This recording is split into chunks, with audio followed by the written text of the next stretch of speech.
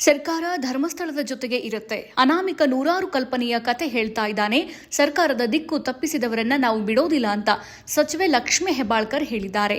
ಉಡುಪಿಯಲ್ಲಿ ಮಾತನಾಡಿದ ಅವರು, ಧರ್ಮಸ್ಥಳ ಬಹಳ ಪವಿತ್ರವಾದದ್ದು. ಅಲ್ಲಿಗೆ ಮಸಿ ಬೆಳೆಯುವ ಯತ್ನ ನಡೀತಾ ಇದೆ. ಗುಂಡಿ ಮೇಲೆ ಗುಂಡಿ ತೋರಿದ್ರು, ಬೆಟ್ಟ ಅಗೆದ್ರು, ಇಲಿಯೂ ಸಿಗ್ಲಿಲ್ಲ.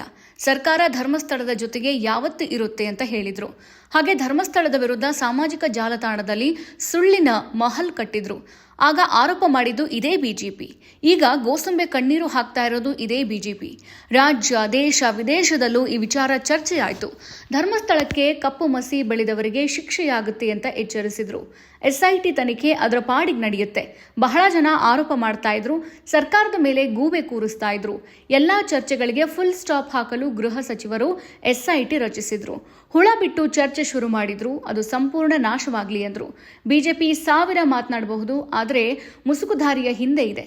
ಎಲ್ಲರ ನಾಟಕ, ಡೊಂಬರಾಟ ಮುಗಿಯಲಿ ಅಂತ ಎಸ್ಐಟಿ ರಚಿಸಲಾಗಿದೆ. ನಾನು ಮಂಜುನಾಥ ಸ್ವಾಮಿಯ ಭಕ್ತೆ. ಧರ್ಮಸ್ಥಳದ ಮೇಲೆ ಅಪಾರವಾದ